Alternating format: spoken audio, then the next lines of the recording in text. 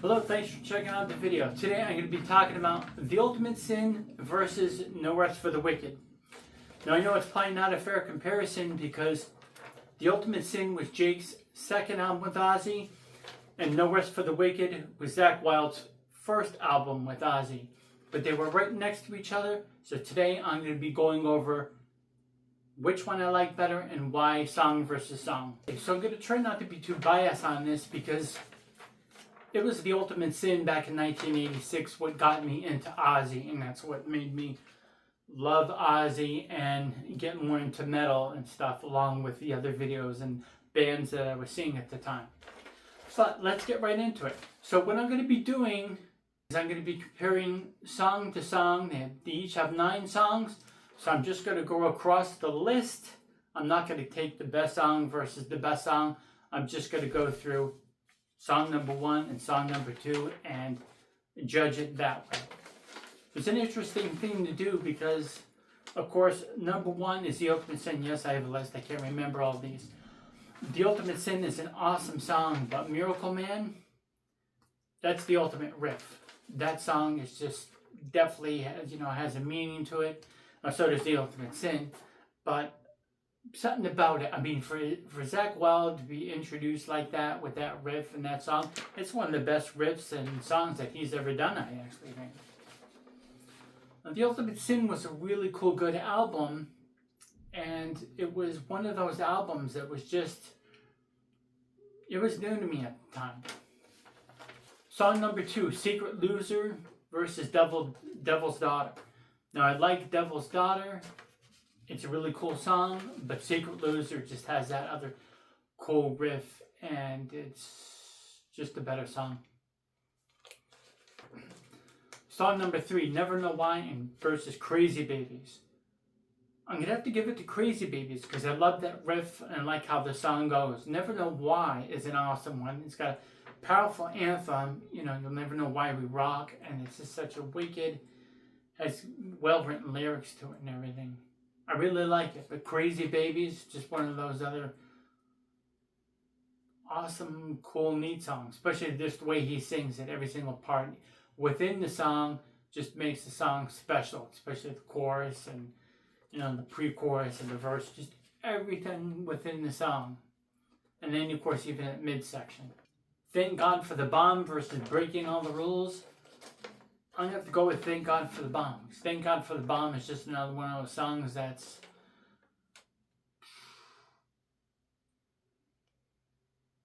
has a good, important message to it. And it's really hard to describe. Basically, it's just saying thank God for the nuclear weapons because we have them, so everybody's afraid to use them, so there won't be a war. And it's just a better song. It has better written lyrics, even though they're both written by Bob Daisley. It's just a better, well-constructed song. Never versus Bloodbath in Paradise, song number 5. I'm going to have to go with Never, because Never, just once again, it just has a better chorus. And I like Bloodbath in Paradise, but I just think that Never is a better song. It's a better, cool guitar riff and a guitar sound. Cross these because I want to put the 2 ballads up against each other. But basically, Lightning Strikes versus Tattoo Dancer. I like Tattoo Dancer. It's the first song where Ozzy says bitch in the word, dance for me bitch. And it's a really interesting song. But Lightning Strikes, it just has that wicked riff in it. And it's just an awesome guitar. It's just a better, well-constructed song. Lightning Strikes is better than Tattoo Dancer. Alright, now for the ballads. Killer of Giants versus Fire in the Sky. Fire in the Sky is a good song, but I have to give it to Killer of Giants because, once again, it's about nuclear war. It's about the album off of a nuclear war, about it. And Killer of Giants is just such a really cool song. If you listen to the lyrics, it just talks about how these weapons can destroy everything, especially if you use a lot of them. You can destroy a whole city, you can destroy a lot. So it's a powerful message within that song, and not specifically just the message, but just the whole guitar intro, that cool clean tone guitar intro that Jake Lee does. It's a phenomenal song. It's definitely one of my favorite songs ever. One of my favorite Ozzy songs ever. Song number 8, Fool Like You versus Demon Alcohol. I'm going to have to give it to Demon Alcohol because Demon Alcohol just has kind of like a better message. Fool Like You is a really cool song, but it does kind of sound similar to the other songs. It's saying Fool Like You. It's not really about specifically anything, I don't think. But the Demon Alcohol is definitely one of those other cool songs. I don't want to call it an anthem, but it's just another one of those songs with an important message, which a lot of fans kind of disregard, forget about, don't think about. Now, of course, I know once again, Ozzy is, most of you know this, that Ozzy has struggled with alcohol, of course, but he got sober before when he left Black Sabbath. Then he got sober before he started recording The Ultimate Sin, and then fell off the wagon. Then he was sober back in 1989 when he was talking on the Magic Bus on that plane to Rush. He was talking about being sober. And then, of course, he's drinking like crazy during the No More Tears video thing. During that video, long form video with him and Zakk Wylde with all the footage. He's drinking like crazy on that. So he's just gone back and forth plenty of times. But of course, within that song, he's talking about the demon alcohol, how alcohol just screws and messes people up. Ask any rock star. You don't even have to ask rock stars. Look at the people within your lives who know that alcohol is affected.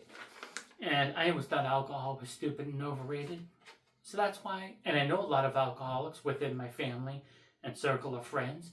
So that's why Demon Alcohol is definitely a song that I think is just an important message and an awesome song and has good lyrics to it.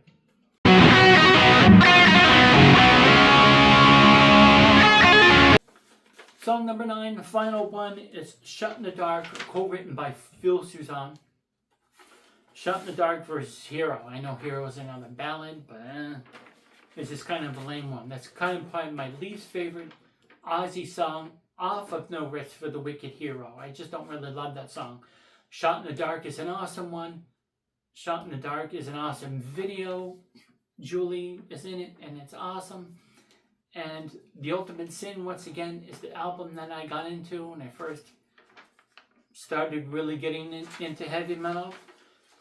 So, Killer of Giants.